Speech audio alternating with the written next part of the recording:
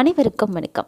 இன்னைக்கான வீடியோ பதிவில் நம்ம பார்க்க போகிற ரொம்ப முக்கியமான ஒரு பயனுள்ள ஜோதிட கணிப்பு என்ன அப்படின்னு பார்த்தீங்கன்னா, இன்றைய தினம் நவம்பர் மாதம் 30ஆம் தேதி சனிக்கிழமையோடு வரக்கூடிய அமாவாசை தினம்.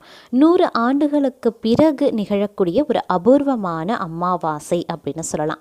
இந்த அமாவாசை நாளில் நாம் நம்மளுடைய வீட்டில் செய்யக்கூடிய முக்கியமான விஷயங்கள் என்ன அப்படிங்கிறத பார்க்க போகிறோம். அதிலும் பெண்கள் தங்களுடைய வீட்டில் அமாவாசை தினத்தில் தவறாமல் செய்யக்கூடிய விஷயங்கள். இவ்வாறு நாம் செய்தோம் அப்படின்னா கோடீஸ்வர யோகம் நமக்கு தேடி வரும் அப்படின்னு சொல்லலாம். வாழ்க்கை வளம் பெறுவதோடு அனைத்து வித நலன்களும் வளங்களும் ஐஸ்வர்யங்களும் நமக்கு நிலைத்து நிற்க செய்யும் அப்படின்னு சொல்லலாம். அந்த அளவுக்கு இந்த அமாவாசையானது அபூர்வமாக 100 வருடத்திற்கு பிறகு அமையப்பெறுகிறது. இந்த தினத்தில் நாம் என்ன செய்யணும், என்ன செய்யக்கூடாது, நம்மளுடைய வீட்டில் ஐஸ்வர்யமும் கோடீஸ்வர யோகமும் நமக்கு கிடைக்கணும் அப்படின்னா என்ன மாதிரியான விஷயங்களை நாம் மறந்தும் செய்யக்கூடாது, கண்டிப்பாக செய்ய வேண்டும், எப்படி செய்ய வேண்டும் அப்படிங்கிறத பற்றியும் இன்றைக்கி டீட்டெயில்டாக நாம் நம்மளுடைய சேனலில் பார்க்க போகிறோம். ஸோ இந்த பதிவு உங்களுக்கு மிக பயனுள்ள விகிதத்தில் இருக்கும். வீடியோக்குள்ளே போகிறதுக்கு முன்னாடி இது வரைக்கும் நீங்கள் நம்ம சேனலை சப்ஸ்கிரைப் பண்ணலைன்னா உடனே சப்ஸ்கிரைப் பண்ணிக்கோங்க. அப்படியே பக்கத்தில் இருக்கக்கூடிய நோட்டிஃபிகேஷனுக்கான பெல் பட்டனையும் ப்ரெஸ் பண்ணிக்கோங்க. சரி நேயர்களே, வாங்க வீடியோக்குள்ளே போகலாம். ஆன்மீக அன்பர்களே, ஒவ்வொரு மாதமும் பார்த்திங்க அப்படின்னா அமாவாசை திதி வந்துட்டுருக்கு. அந்த திதி அன்று நாம் என்ன செய்யணும், என்ன செய்யக்கூடாது அப்படின்னு சிலருக்கு தெரிந்திருக்கும், சிலருக்கு தெரிந்திருக்க அதிக அளவில் வாய்ப்பு கிடையாது. அந்த வகையில் இந்த பதிவில் அமாவாசை நாளன்று நாம் என்ன செய்யலாம், என்னென்ன விஷயங்களை செய்யக்கூடாது அப்படிங்கிறத தெரிந்து கொள்ள அதற்கு ஏற்றவாறு நாம் நடந்து கொண்டோம் அப்படின்னா 100% நம்ம பயனை உடனுக்குடன் நாம் அனுபவிக்கலாம், நமக்கு கிடைக்க பெறும் அப்படின்னு சொல்லலாம். இந்த விஷயங்கள் அனைத்துமே உங்களுக்கு மிக பயனுள்ளதாகவும் அமைய பெறும் அப்படின்னு சொல்லலாம்.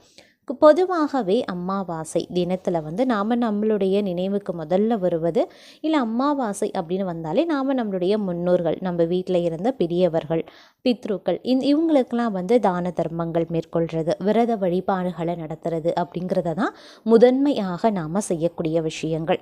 முதல்ல நம்மளுடைய பித்ருக்களுக்கு செய்ய வேண்டிய கடமைகளை முழுதாக செய்துவிட்டு அதற்கு பிறகு தான் நாம் இறை வழிபாட்டையே ஆரம்பிப்போம்.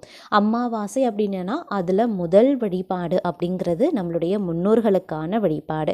அதற்கு பிறகு தான் தெய்வ வழிபாடு, இறை வழிபாடு அப்படின்னு செய்யப்படுகிறது. அதற்கு முன்பாக இறை வழிபாடை செய்துவிட்டு நாம் முன்னோர்களுக்கான வழிபாட்டை எக்காரணத்தை கொண்டும் மேற்கொள்ளவே கூடாது. நிறைய பேர் இந்த தவறை அடிக்கடி செய்வாங்க. கடவுள் தான் முதல்ல அப்படின்னு சொல்லிட்டு எல்லா நாள்லையும் முதல்ல கடவுளை வழிபட்டு அதுக்கப்புறமா என்ன பண்ணுவாங்க, முன்னோர்களை வழிபடுவாங்க. ஆனால் அமாவாசை தினத்தன்று, மற்ற நாட்களில் அது வேறு. ஒருவேளை பௌர்ணமி இல்லை வேறு ஏதேனும் விசேஷ நாட்கள் அப்படின்னா அந்த நாளில் நீங்கள் இறை வழிபாடு முடிச்சுட்டு அதுக்கப்புறம் கூட நீங்கள் வீட்டில் இருக்க இறந்தவர்கள், பெரியவர்கள், முதியவர்களுடைய படத்திற்கு தீப ஆராதனை காட்டலாம்.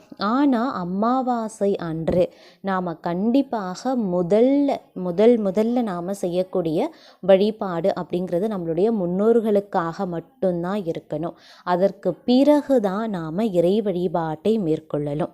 அதே போல் பொதுவாக அமாவாசை திதி அன்று முன்னோர்களையும் பெரியோர்களையும் வழிபட மிக சிறந்த நாளாக கருதப்படுது.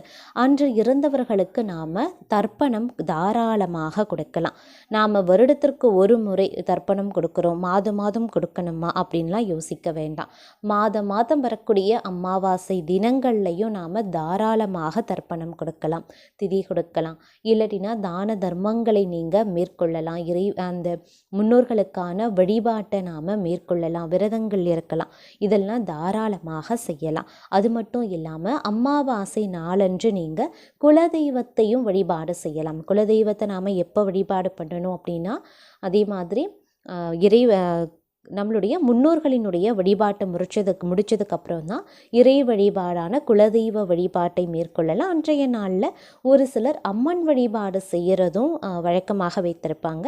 அம்மன் வழிபாடு செய்கிறதும் மிகவும் நல்லது அப்படின்னு சொல்லலாங்க. அதே மாதிரி இன்றைய தினம் அப்படிங்கிறது சனிக்கிழமையோடு வரக்கூடிய அமாவாசை அப்படிங்கிறதுனால நாய்களுக்கு உணவு கொடுக்க வேண்டியது அவசியமான ஒன்றுங்க. ஒவ்வொரு கிழமையில் வரக்கூடிய அமாவாசைக்கும் ஒவ்வொரு பலன்கள் நிறையவே இருக்குது. ஒவ்வொரு அமாவாசைக்கும் நம்ம ஒவ்வொரு விலங்குகளுக்கு நாம் ஒவ்வொரு விலங்குகளுக்கு நாம் உணவு கொடுப்பது வழக்கமாக வைத்திருப்போம். அந்த வகையில் பார்த்தோம் அப்படின்னா சனிக்கிழமையோடு வரக்கூடிய அமாவாசை தினத்தில் நாம் நாய்களுக்கு உணவுகளை கொடுப்பது அப்படிங்கிறது மிகச்சிறந்த நன்மைகளை ஏற்படுத்தும்.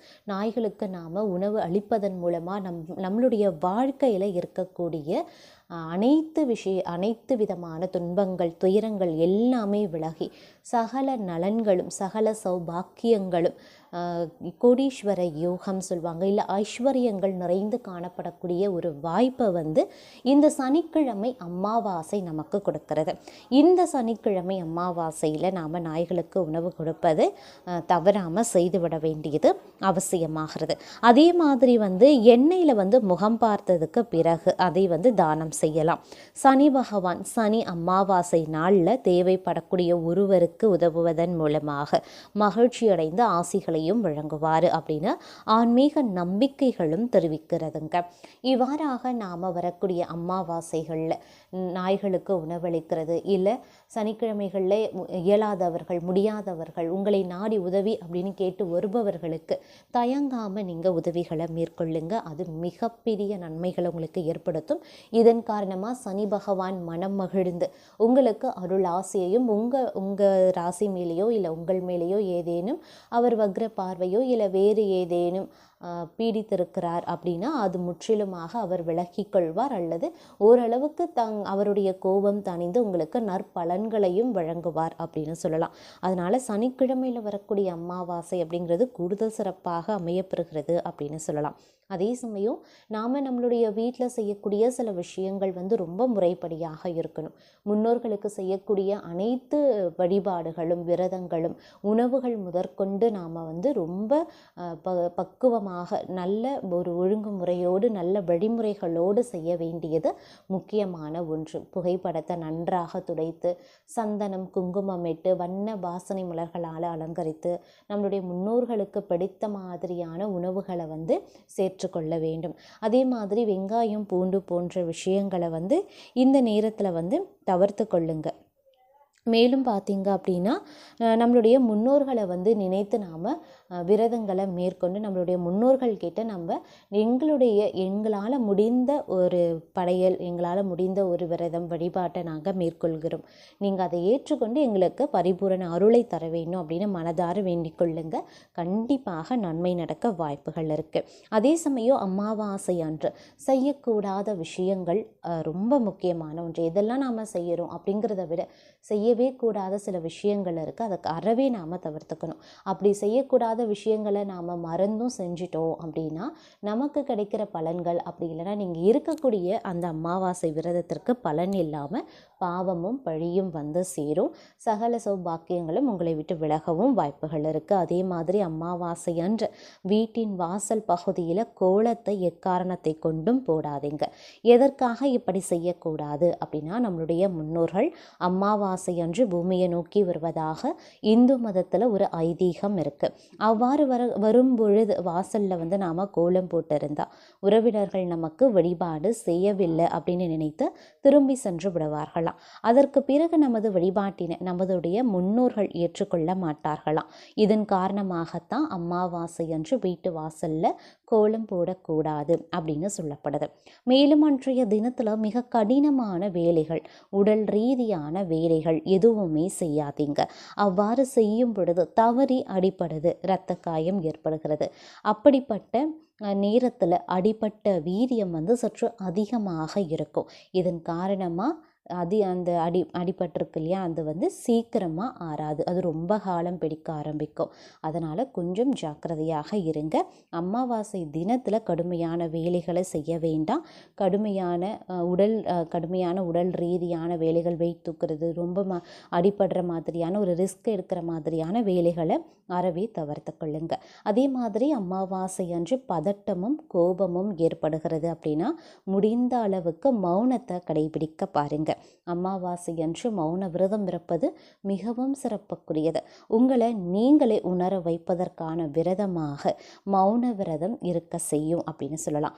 அன்றைய நாள் உங்களால் முடிந்த அளவுக்கு தானம் தர்மம் செய்வது ஐஸ்வர்யத்தை பெருக்கும். தேவையற்ற முடிவுகளை அமாவாசைகளில் எடுக்கிறத முற்றிலுமாக தவிர்ப்பது ரொம்ப ரொம்ப நல்லதுங்க.